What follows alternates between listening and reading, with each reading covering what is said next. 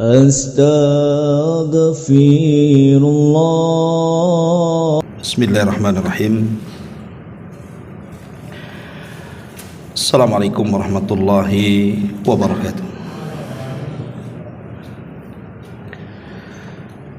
Alhamdulillah wassalatu wassalamu ala Rasulillah wa ala alihi wa sahbihi wa mawalah wa la hawla wa la quwwata illa billahi wa ba'du.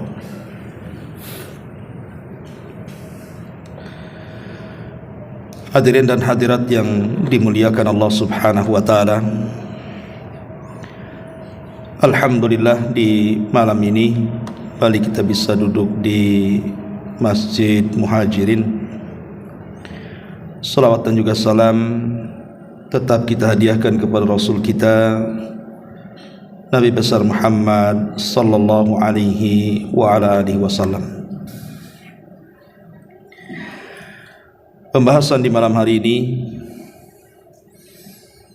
kita akan membahas tentang 7 kelompok atau 17 kelompok yang akan mendapatkan cahaya dari Allah Subhanahu wa taala baik di dalam kuburnya ataupun kelak pada hari kiamat ketika Allah Subhanahu wa taala kumpulkan kita semua di hadapannya. Siapa mereka? Ma'asyiral muslimin yang dimuliakan Allah Subhanahu wa taala. Cahaya adalah sesuatu yang sangat-sangat kita hajatkan di dunia. Kalau seandainya kita berjalan di kegelapan dan tidak ada cahaya sedikit pun, tentu kita akan merasakan akan besarnya nikmat cahaya bagi kita.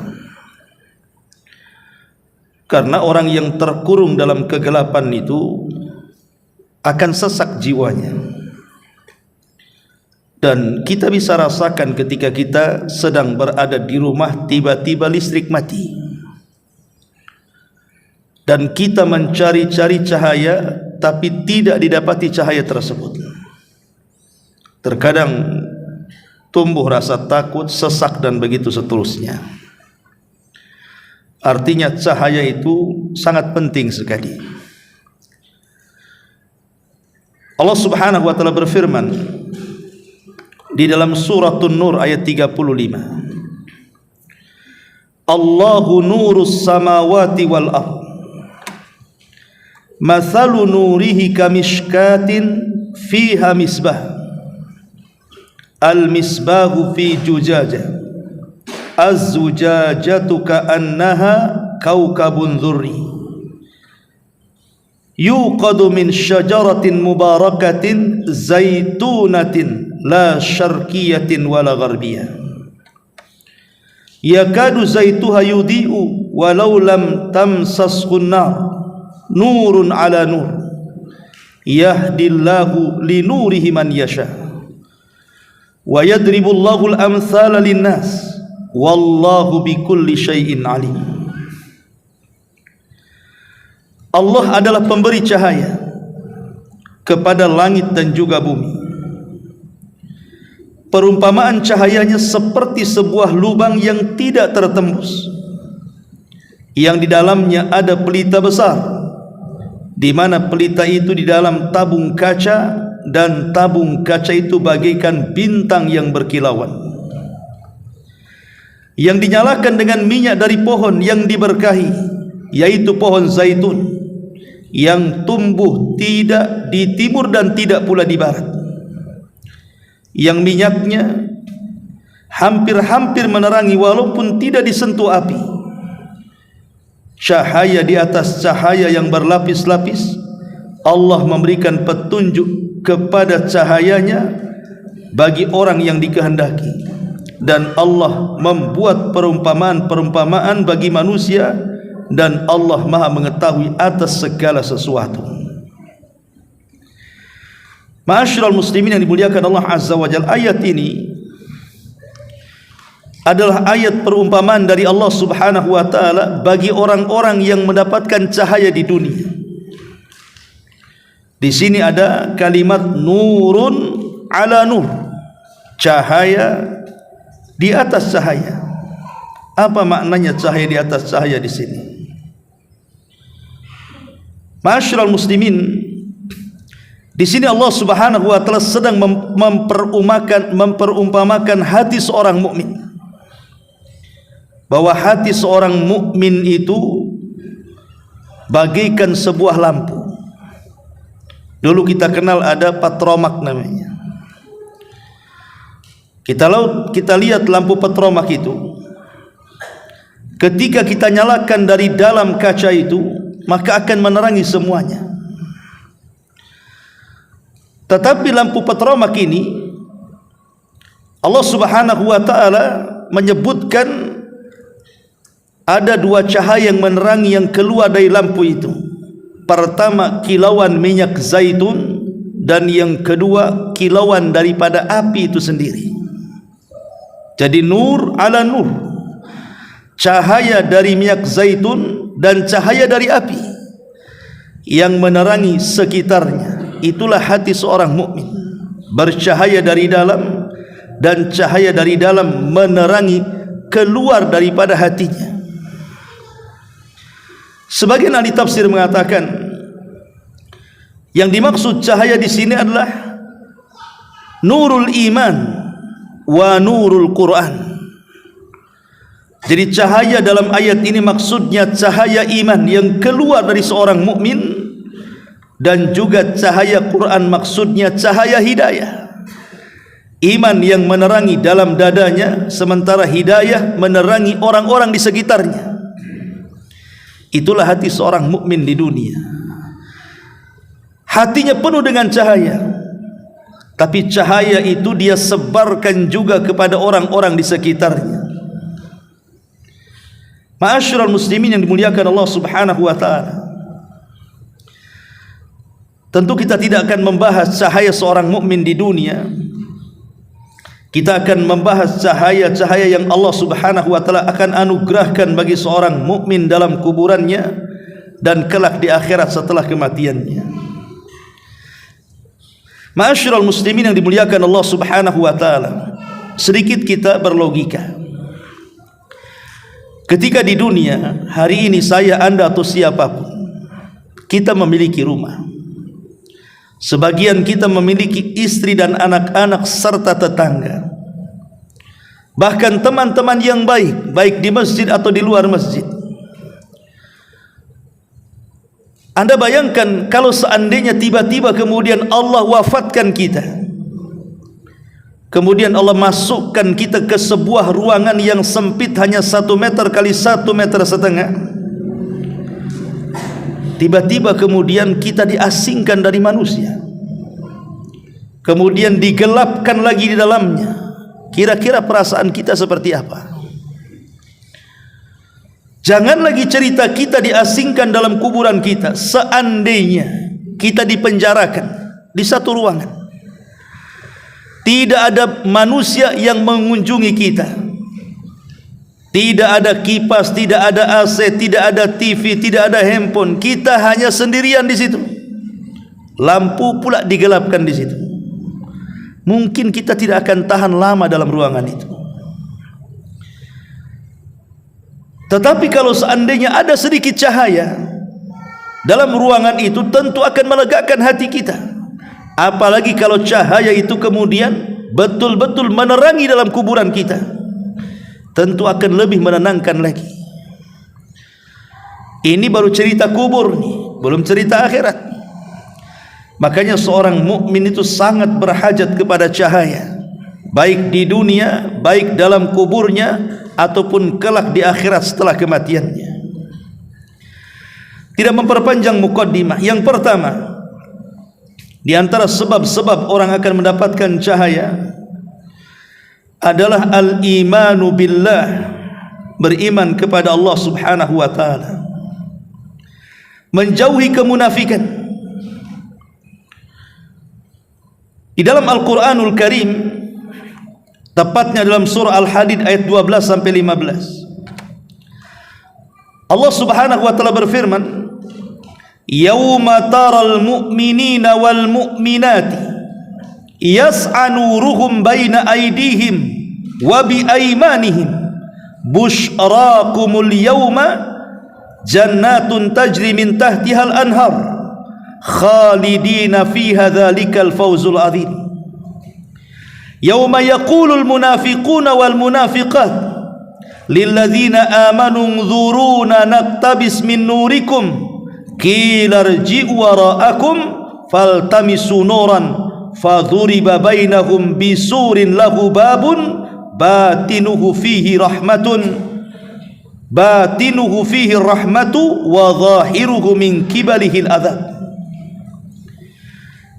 Allah Subhanahu wa taala mengatakan, pada hari ketika kamu melihat orang-orang yang beriman, baik laki-laki atau perempuan, sedang cahaya mereka bersinar di hadapannya, kemudian bersinar di belakang kanan mereka, dikatakan kepada mereka pada hari itu, ada berita gembira untuk kalian. Maksudnya sorga yang mengalir di bawahnya sungai-sungai yang kamu akan kekal di dalamnya. Itulah keberuntungan yang besar.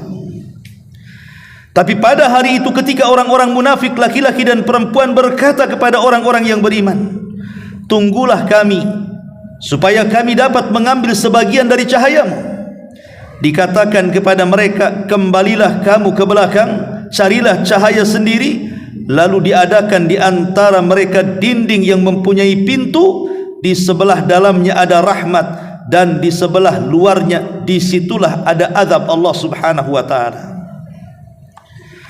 Ayat ini menjelaskan tentang perjalanan dua kelompok kelak di titian Siratal Mustaqim. Jadi ketika semua proses sudah dilalui, mulai daripada syafaat, kemudian hisab, kemudian timbangan, kemudian pengambilan catatan dan macam-macam peristiwa, dan orang-orang kafir sudah dimasukkan ke dalam neraka, maka sisa dua kelompok. Pertama orang-orang yang beriman, yang kedua orang-orang munafik. Kenapa orang-orang munafik mereka tidak dimasukkan seperti orang kafir ke dalam neraka, tapi dilewatkan kepada titian? Di sini Allah Subhanahu wa taala hendak membalas mereka karena ketika di dunia mereka suka menipu Allah, menipu orang-orang yang beriman, maka sekarang mereka akan ditipu Allah dan orang-orang yang beriman di titian itu.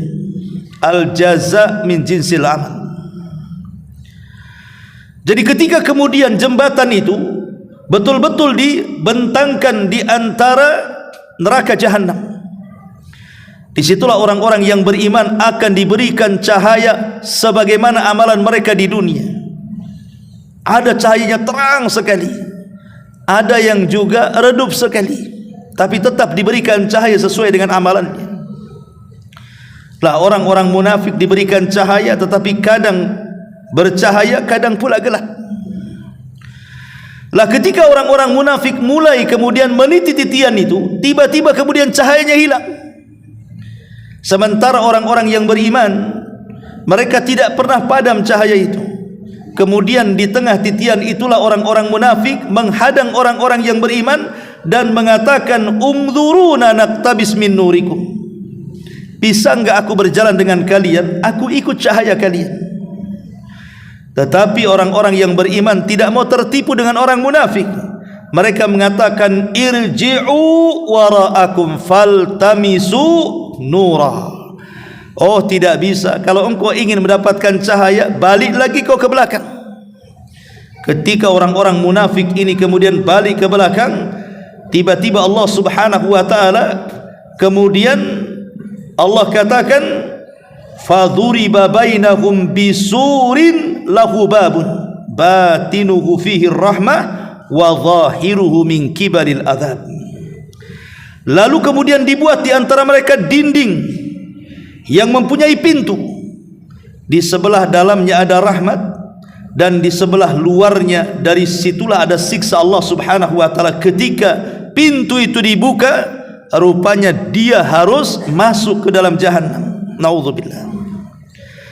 Maka dari sini ikhwatu fillah memuliakan Allah Subhanahu wa taala, sebab pertama mendapatkan cahaya adalah al-iman. Iman kepada Allah Subhanahu wa taala dan jauhi kemunafikan.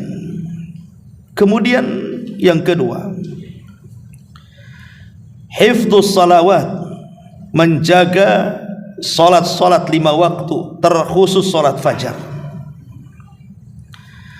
Disebutkan dalam hadis Abi Malik Al-Asy'ari radhiyallahu anhu, dia mengatakan, Rasul mengatakan, as-salatu nur, salat itu cahaya. Salat itu cahaya. Kata para ulama, dikatakan bahwa fa inna mimma yunawwiru qabral muslim al-a'malus salihatu kulluha wa khassatun as-salatu was-sabr. Amalan-amalan yang bisa memberikan cahaya bagi seorang mukmin dalam kuburannya adalah seluruh amal saleh, terkhusus salat dan sabar. Karena Allah Subhanahu wa taala mengatakan, wasta'inu bis-sabri was-salah, mintalah pertolongan kepada Allah dengan salat dan sabar. Dan Nabi SAW mengatakan, was-salatu nurun, dan salat itu adalah cahaya. Maka orang yang banyak melakukan salat di dunia, maka dia akan paling terang cahayanya pada hari ketika Allah wafatkan dan dimasukkan ke dalam kuburnya. Nabi SAW mengatakan, wafsah lahu fi qabrihi wa nawwir lahu fihi, luaskan kuburannya, hantarkan cahaya ke dalamnya. Ma'asyiral muslimin yang dimuliakan Allah Subhanahu wa taala, maka amalan yang kedua, perbanyak salat.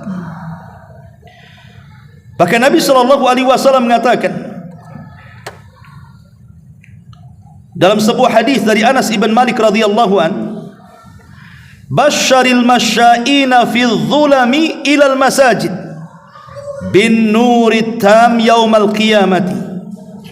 Kata Nabi SAW, habar gembirakan kepada mereka, orang-orang yang berjalan di tengah kegelapan-kegelapan menuju masjid-masjid dengan cahaya yang sempurna pada hari kiamat.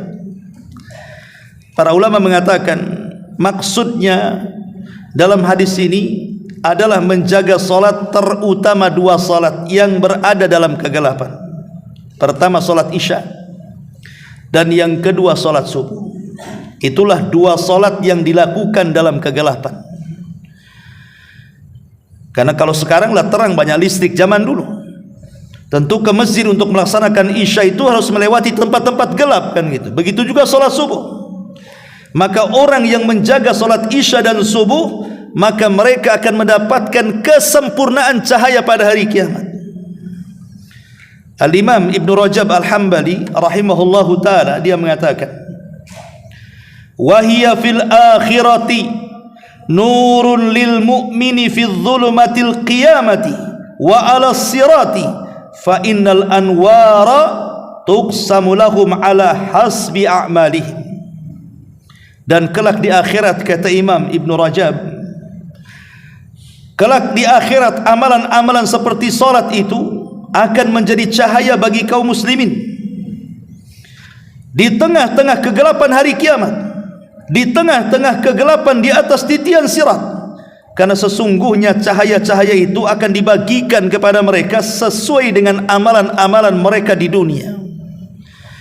Oleh karena itulah ma'asyiral muslimin yang dimuliakan Allah Subhanahu wa taala, jaga salat. Siapa yang banyak berdiri di dunia, maka akan sedikit berdiri di akhirat. Dan siapa yang banyak salat di dunia, maka cahayanya akan lebih besar lagi di akhirat. Ini yang kedua. Yang ketiga, mengerjakan salat Jumat. Mengerjakan salat Jumat.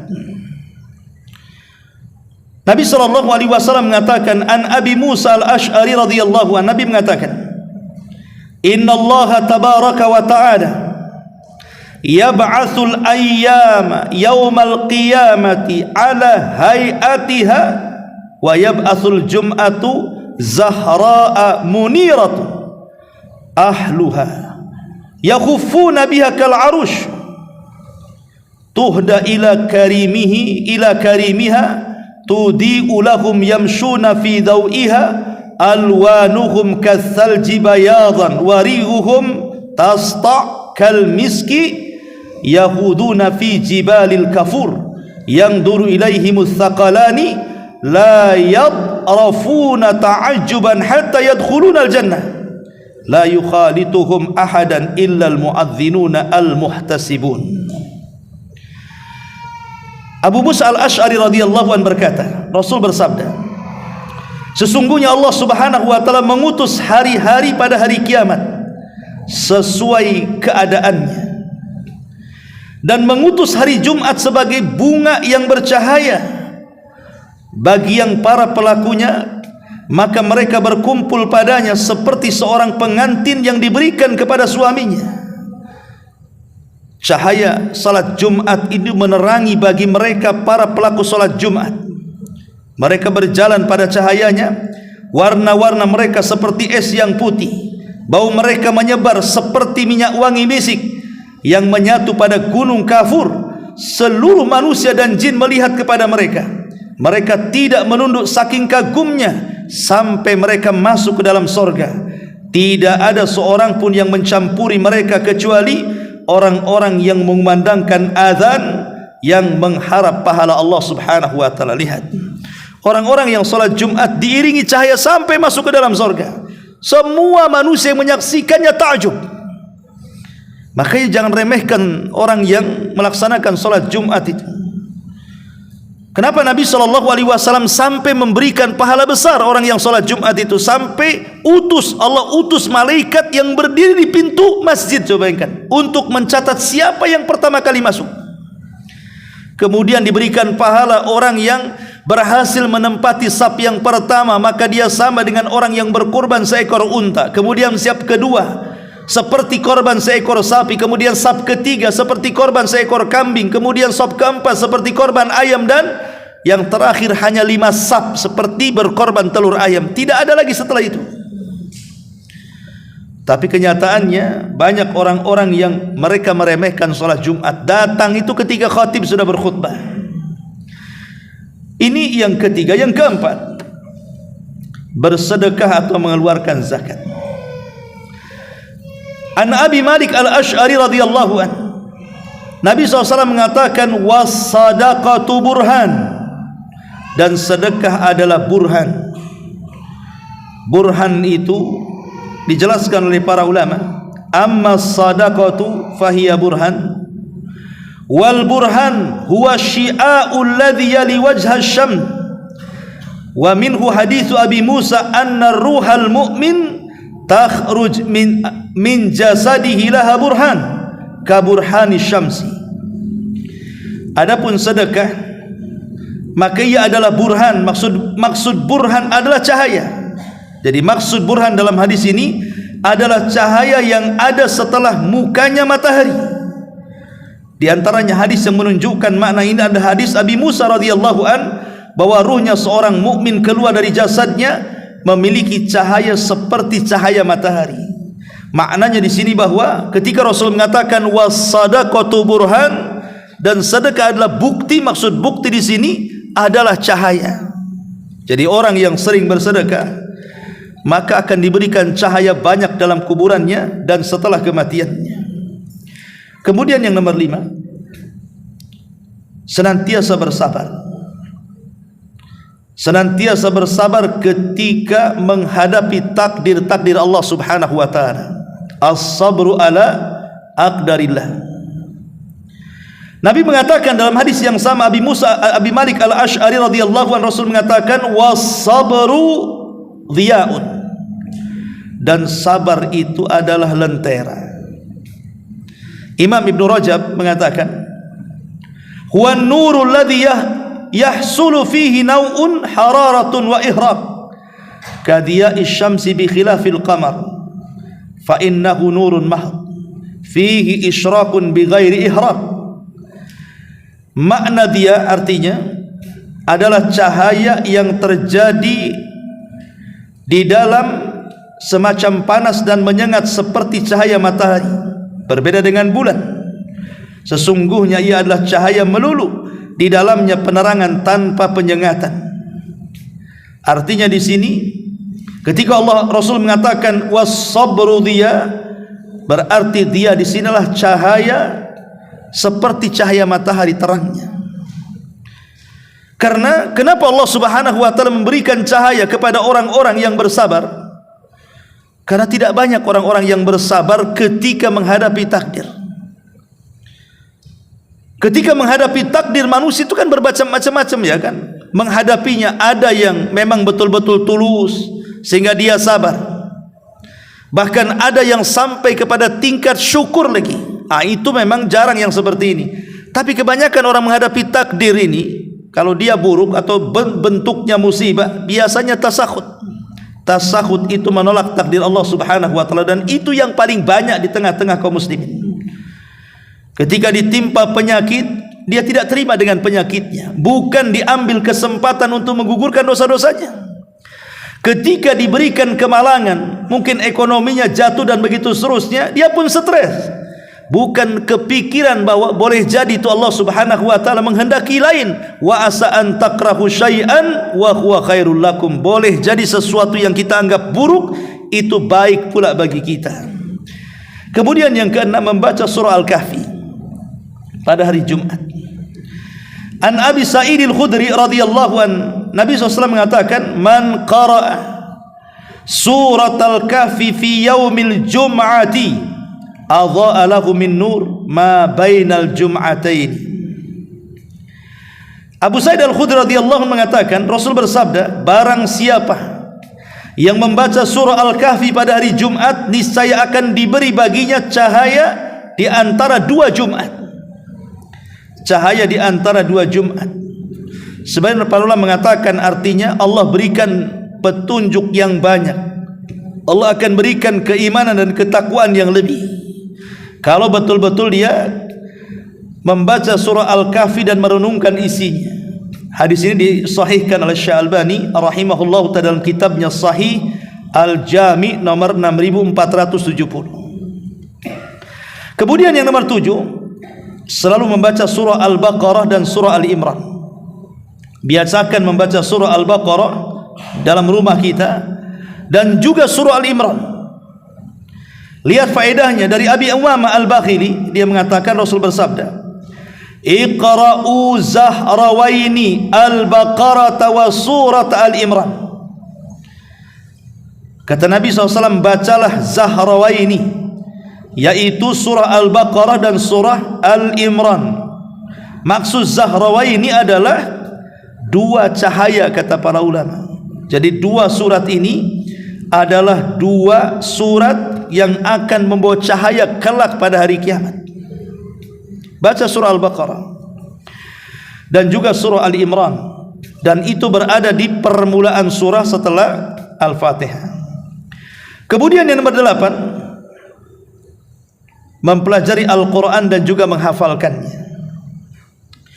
Dari Abdullah ibn Buraidah Al-Aslami radhiyallahu an, dari bapaknya, dia berkata Rasul bersabda, man qara'al Qur'ana wa ta'allamahu wa 'amila bihi albasa yaumal qiyamati tajan min nurin daw'uhu mithla daw'i syamsi yuqsa walidayhi hullatani la yaqumu bihima ad-dunya fayaqulani bima kasaina fayuqalu bi ahadi waladikum al-Qur'an. Dari Abdullah bin Buraidah Al-Aslami, dia meriwayatkan dari bapaknya, dia berkata Rasul bersabda, barang siapa yang membaca Al-Quran kemudian mempelajarinya serta berusaha mengamalkannya, niscaya dipakaikan kepadanya pada hari kiamat sebuah mahkota dari cahaya, sinarnya seperti sinar matahari, dan kedua orang tuanya akan dipakaikan jubah yang sangat indah, tidak dapat dinilai dengan dunia. Lalu kedua orang tuanya berkata, apa sebab kami dipakaikan pakaian indah ini? Maka dijawab, dengan sebab anak kalian berdua karena menghafal Quran. Subhanallah. Maka saya nasihatkan kepada antum para bapak yang banyak anaknya, Kalaupun tidak bercita-cita semua anaknya hafal Quran, jadikanlah satu di antara mereka para penghafal Quran. Umpamanya Anda ada yang punya anak 5, 6, 7. Kalaupun tidak bisa semuanya hafal Quran, satulah di antara mereka arahkan kepada penghafal-penghafal Quran, supaya menjadi syafaat dan wasilah yang kelak akan mengangkat derajat orang tuanya dan akan memakaikan jubah yang sangat indah dan akan membahagiakan orang tuanya pada hari kiamat. Apalagi kalau umpamanya ada potensi dari anak kita itu, nampaknya anak yang satu ini cerdas, mungkin kecerdasannya di atas rata-rata. Ini kesempatan, masukkan kepada pondok-pondok tahfidz Al-Quran, supaya satu di antara mereka adalah yang membanggakan orang tuanya pada hari kiamat. Ini yang nomor 8. Yang nomor 9, berjihad di jalan Allah Subhanahu wa taala. Allah Subhanahu wa taala mengatakan dalam surah Al-Hadid 19, "Walladzina amanu billahi wa rusulihi ulaika humus siddiquna wasyuhada inda rabbihim lahum ajruhum wa nuruhum walladzina kafaru wa kadzdzabu biayatina ulaika ashabul jahim." Dan orang-orang yang beriman kepada Allah dan Rasulnya, mereka itu orang-orang siddiqin dan orang-orang yang menjadi saksi di sisi Tuhan mereka, bagi mereka pahala dan juga cahaya. Maksud syuhada, saksi di sini artinya asy-syuhada alladzina qutilu fi sabilillah. Kata Imam At-Tabari, maksudnya syuhada di sini orang-orang yang menjadi saksi, mereka adalah orang-orang yang terbunuh di jalan Allah alias mati syahid. Maka mereka akan mendapatkan cahaya. Kata Rasul, man rama bisahmin fi sabilillah kana lahu nuran yaumal qiyamah. Barang siapa melepaskan sebuah panah dalam berjihad di jalan Allah, maka bagi dia cahaya pada hari kiamat. Minimalnya kalau kita tidak berjihad, karena mungkin di antara kita juga tidak semua pemberani, karena amalan jihad ini amalan berat. Kutiba alaikumul qital wa huwa kurhul lakum. Diwajibkan atas kalian berperang dan itu membuat tidak suka kalian. Ya, karena jihad itu perlu keberanian. Tapi minimalnya, walaupun kita tidak punya keberanian berjihad, tanamkan dalam hati kita ini bahwa kita akan berjihad. Minimal punya niat. Ya. Sebab orang yang tidak punya niat dalam hatinya berjihad, maka hatinya dipenuhi dengan kemunafikan. Kemudian yang nomor 10, selalu berbuat adil, terutama bagi para pemimpin. Tinggalkan kezaliman. Nabi SAW mengatakan dalam hadis Jabir bin Abdullah radhiyallahu an, ittaquz zulma fa inna zulma zulumatun yaumal qiyamah wattaqus syuha fa inna syuha ahlaka man kana qablakum hamalahum ala an safaqud dima'ahum wastahallu baharimahum. Kata Nabi, jauhilah kezaliman, karena sungguh kezaliman adalah merupakan kegelapan-kegelapan pada hari kiamat. Orang zalim tidak akan diberikan cahaya. Maknanya orang adil akan diberikan cahaya. Kemudian jauhi sifat-sifat bakhil, karena sesungguhnya sifat bakhil telah menghancurkan orang-orang sebelum kalian, menjadikan mereka menumpahkan darah dan menghalalkan yang diharamkan Allah Azza wa Jalla. Itulah bahaya bakhil. Gara-gara bakhil itu orang saling sikat-sikut, bunuh sana bunuh sini, bahkan tak jarang menghalalkan yang diharamkan Allah Subhanahu wa taala. Ma'asyiral muslimin yang dimuliakan Allah Subhanahu wa taala, Imam An-Nawawi ketika memberikan sarahan hadis ini, beliau mengatakan, huwa ala zahirihi fayakunu dhulumat ala sahibihi la yahtadi yaumal qiyamah sabila hatta yas'a nurul mu'min baina aydihim wa bi aymanihim.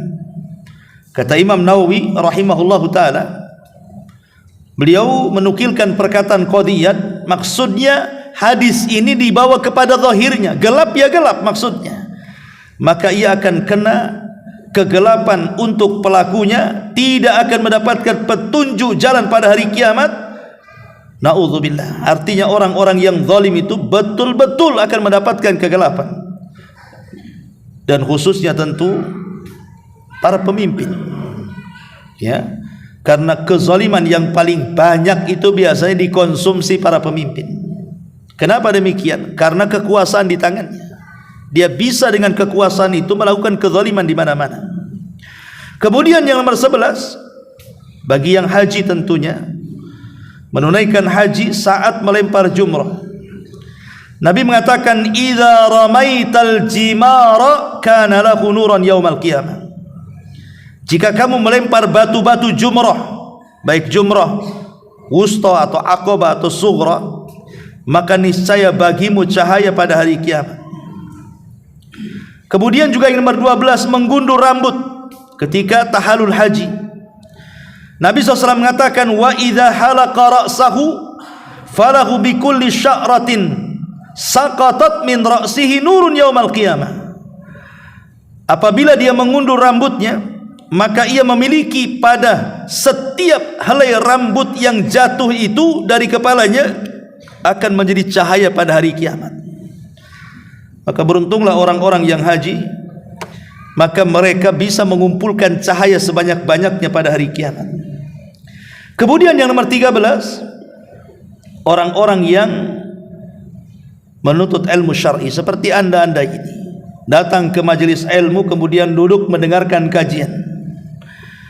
Dari hadis Abu Hurairah radhiyallahu anhu, Rasul mengatakan, "Man salaka tariqan yaltamisu fihi ilma sahhalallahu bihi tariqan ilal jannah."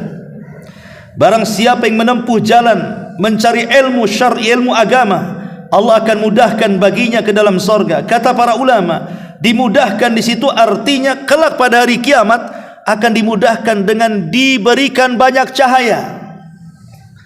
Orang kalau berjalan di atas cahaya akan mudah, tapi orang berjalan di atas kegelapan, macam mana dia akan sampai? Maka orang-orang yang duduk di majelis ilmu, belajar agama, maka itu sebab terbesar akan mendapatkan cahaya baik dalam kuburannya ataupun setelah kematiannya kelak pada hari kiamat. Ma'asyiral muslimin yang dimuliakan Allah Azza wa Jalla, makanya Imam Syafi'i rahimahullahu taala, beliau mengatakan ada seseorang yang bijak menulis surat kepada seseorang yang bijaksana. "Ya akhi, qad utita ilman." Wahai saudaraku, kamu sudah diberikan ilmu, maka janganlah kemudian ilmu itu kau gelapkan dengan dosa.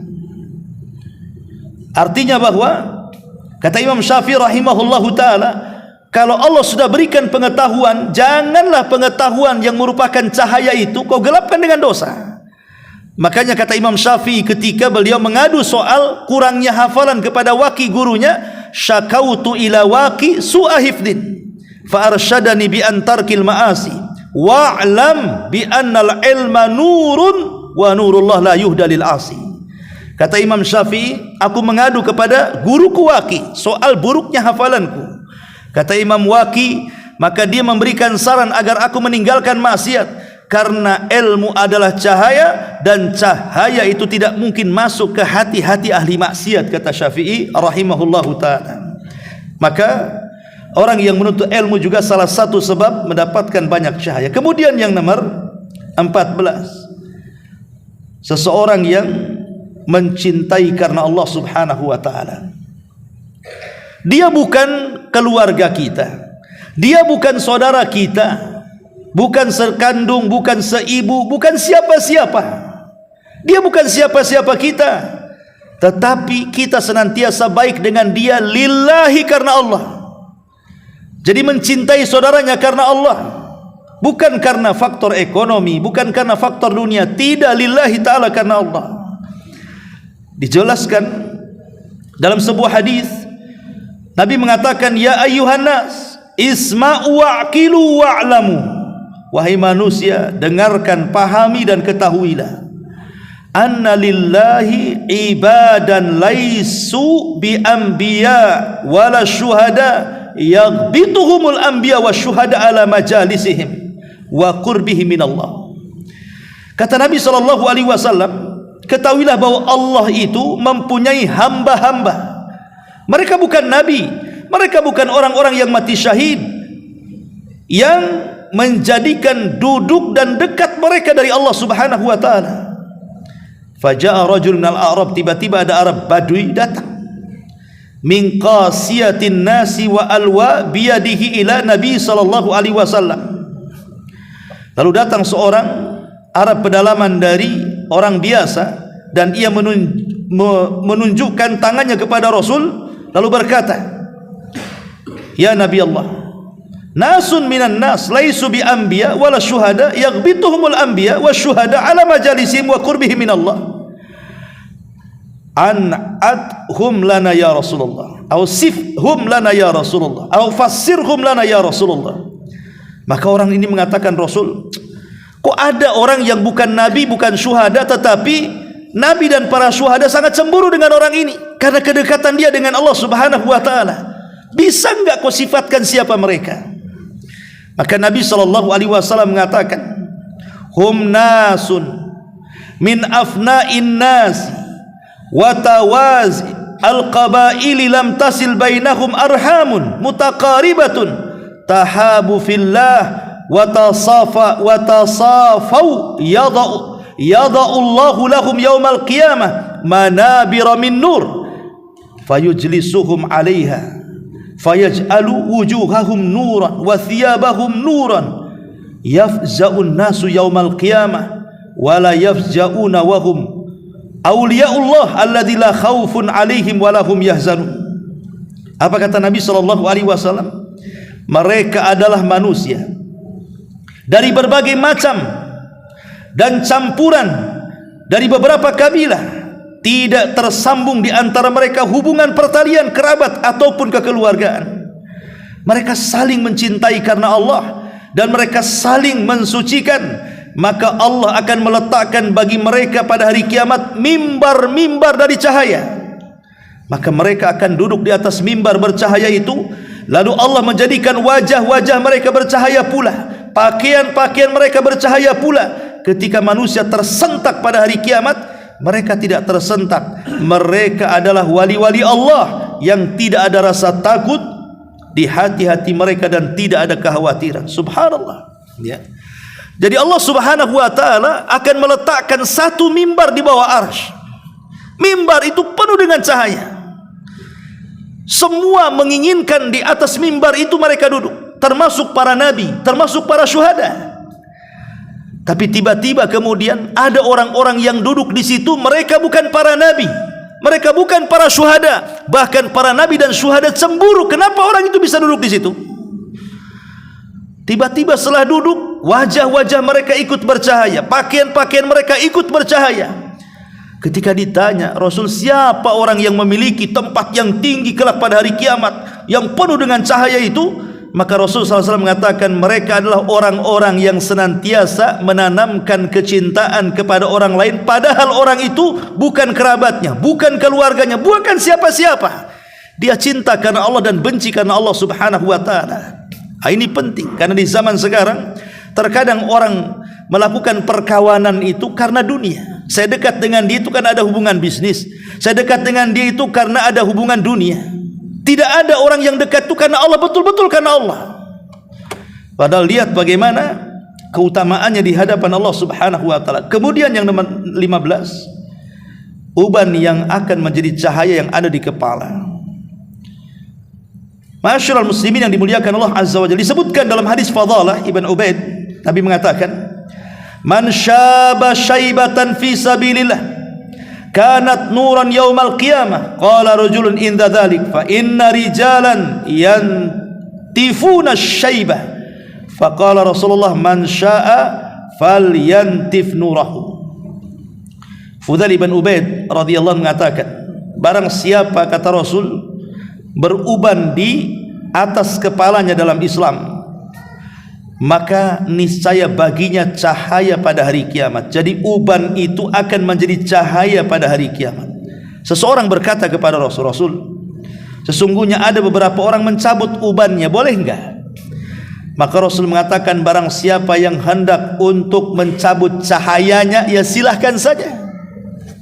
Ya. Kalau hendak mencabut cahaya silahkan, tapi kan rugi.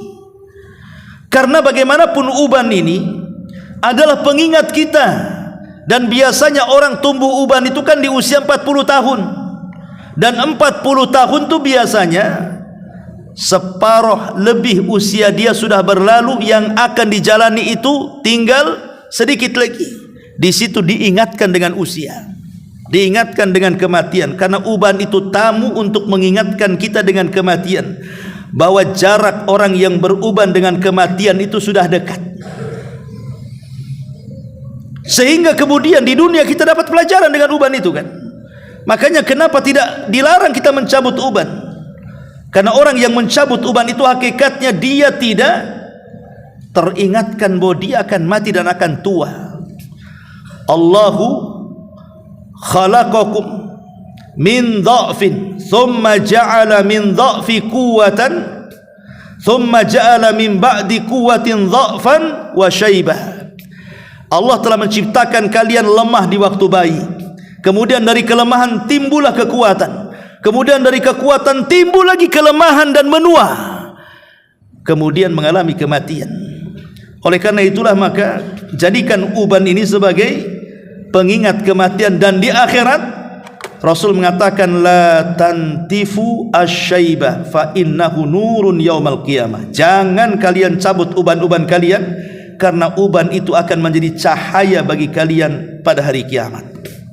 Kemudian yang nomor 16, menyambung hubungan dengan kawan-kawan baik orang-orang tua yang sudah meninggal. Jadi kawan-kawan orang tua yang sudah meninggal, kita dulu punya orang tua masih hidup, punya orang tua kita ini punya kawan.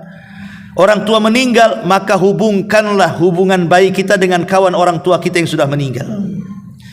Nabi SAW mengatakan dari hadis Ibnu Umar radhiyallahu anhuma, marra arabi fi safarin, kata Abdullah ibn Umar, seorang dari pedalaman berpapasan saat safar, ya. Lah kebetulan orang ini siddiqon li Umar. Jadi dulunya dia kawannya Umar bin Khattab, sekarang berpapasan dengan anaknya Ibnu Umar, dan Umar sudah meninggal. Faqala Arabi, berkata orang Arab ini, alasta ibna fulan, bukankah engkau adalah anaknya si fulan? Qala, maka ia menjawab, ya betul. Fa amara lahu Ibnu Umar bihimarin, maka Abdullah ibn Umar memerintahkan untuk memberikan keledai, karena beliau memintanya, lalu diberi. Kawannya mengatakan, wahai Ibnu Umar, beliau orang Badui, cukup kau kasih serban saja, kenapa kau kasih pula keledai pula sama dia? Maka kemudian Ibnu Umar mengatakan, aku mendengar sabda Nabi SAW, ihfad wudda abik. Kata Ibnu Umar radhiyallahu anhu, jagalah kawan baik orang tuamu, la taqta'uh, jangan kau putuskan, fayutfi'ullahu nurah, sebab kalau kau putuskan hubungan kamu dengan dia, itu sama dengan memutuskan cahaya Allah kepadamu. Kalimat Allah memutuskan cahaya Allah kepadamu menunjukkan bahwa berbuat baik kepada kawan orang tua kita adalah penyebab Allah memberikan cahaya kepada kita.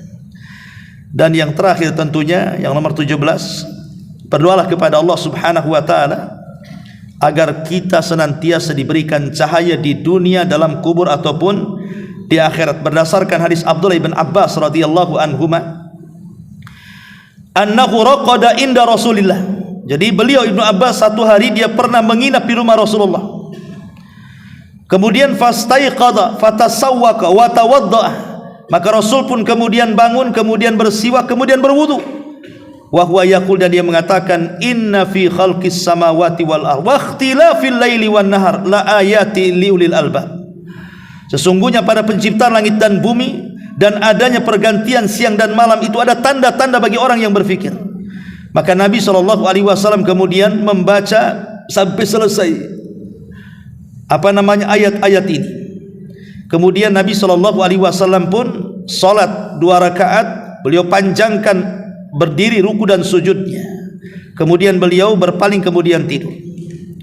Kemudian beliau pun akhirnya kemudian setelah muadzin salat fajar berkumandang, maka beliau keluar. Disilah kemudian beliau berdoa, Allahumma ij'al fi qalbi nuran wa fi lisani nuran waj'al fi sam'i nuran waj'al fi basari nuran waj'al min khalfi nuran wa min amami nuran waj'al min fawqi nuran wa min tahti nuran Allahumma ati nuran. Kata Nabi sallallahu alaihi wasallam, beliau mengatakan, ya Allah, berikan cahaya pada hatiku, cahaya pada lisanku, cahaya pada pendengaranku, cahaya pada penglihatanku, cahaya di belakangku, cahaya di depanku, cahaya di atasku, cahaya di bawahku. Ya Allah, teruslah berilah cahaya kepadaku. Hadis ini dikeluarkan Imam Muslim dan juga Nasai. Artinya kata para ulama, bacalah doa ini setiap kita melangkahkan kaki melakukan solat fajar. Ketika ke masjid, baca doa ini. Minta cahaya kepada Allah subhanahu wa ta'ala, karena cahaya itu kita sangat berhajat di dunia dalam kubur dan setelah kematian kita kelak pada hari kiamat. Wallahu a'lam bishawab. Ini yang bisa sampaikan. Ya, bismillah. Tadi ada pertanyaan soal haji badal, umrah badal. Bicara soal umrah badal. Pertama, umrah adalah ibadah yang sangat mulia. Bahkan sebagian para ulama mengatakan wajib 1 kali seumur hidup. Sama dengan haji wajib 1 kali seumur hidup. Dan ini pendapat yang kuat bahwa umrah dan haji itu hukumnya sama. Kenapa? Karena disebutkan satu nafas dalam satu surat. Wa atimul hajjata wal umrata lillah. Sempurnakan haji dan umrah karena Allah. Ketika disebut satu nafas umrah dengan haji, sebagian para ulama mengatakan bahwa hukum umrah itu wajib 1 kali minimalnya dalam seumur hidup. Kalaupun berkali-kali sunnah, sama dengan haji. 1 kali dalam seumur hidup, kalaupun berkali-kali sunnah saja. Ya. Dan umrah juga adalah yanfiyanil faqra, bisa menghilangkan kefakiran. Jadi tidak perlu takut orang umrah itu tidak balik lagi duitnya. Pasti Allah akan balikan duitnya. Karena bisa menghilangkan kefakiran, kata Rasul. Karena kita akan menjadi tamu-tamu Allah di Mekah sana, di Baitullah, di rumah Allah Azza wa Jalla. Maka apapun hajat yang kita doakan di sana pasti dikabulkan. Tapi sekarang masalahnya bukan cerita tentang fadilah umrah, tetapi hukum tentang umrah badal. Sebagian para ulama mengatakan bahwa umrah badal dibolehkan. Tidak ada masalah umrah badal itu. Dan yang dibadali itu dia sanggup secara materi. Dia bisa umrah sebenarnya. Tetapi karena mungkin sakit, stroke atau apa yang menjadikan dia tidak bisa bergerak. Dia punya biaya tapi tidak bisa berangkat. Maka dananya dia boleh kemudian diberikan kepada yang membadalkannya. Biar dia yang umrah kemudian diniatkan kepada orang yang sakit tadi. Dengan catatan orang yang membadalkan umrah itu sudah umrah. Yang membadalkan umrah sudah umrah. Ya, artinya dia sudah umrah, selesai umrah. Ya kias kepada orang yang badal haji. Orang yang badalkan haji harus haji. Karena ada seorang sahabat yang tawaf di sekitar Ka'bah, dia mengatakan labbaika Allahumma labbaika an subrumah. Aku penuhi panggilanmu ya Allah, aku penuhi panggilanmu ya Allah, dan aku berhaji ini untuk orang namanya Subrumah. Kata Rasul, siapa Subrumah itu? Kenapa kau talbiyah menyebut-nyebut nama Subrumah? Maka dia mengatakan akhun li, dia saudaraku wahai Rasul Subrumah itu. Kemudian Rasul mengatakan hujja'an nafsika thumma hujja'an Subrumah. Haji dulu kamu, baru kau hajikan si Subrumah itu. Termasuk juga dikiaskan kepada umrah. Umrah dulu baru mengumrahkan orang lain. Artinya bahwa badal umrah itu harus umrah dulu, orang yang membadalkannya. Tentang kemudian bagaimana kalau badal umrah itu kepada orang tua yang sudah meninggal, ini menjadi khilaf ulama. Apakah badal umrah kepada orang yang meninggal itu sampai ataukah tidak sampai? Terjadi panjang para ulama khilaf. Ya, tapi Allahu a'lam, pendapat yang kuat boleh membadalkan umrah bagi orang tua yang sudah meninggal. Kalau memang dia apalagi dulunya pernah berwasiat ataukah pernah bernazar, sekalipun tidak berwasiat dan tidak bernazar, kalau seorang anak membadalkan umrah yang sudah meninggal dari orang tuanya, insya Allah tidak ada masalah.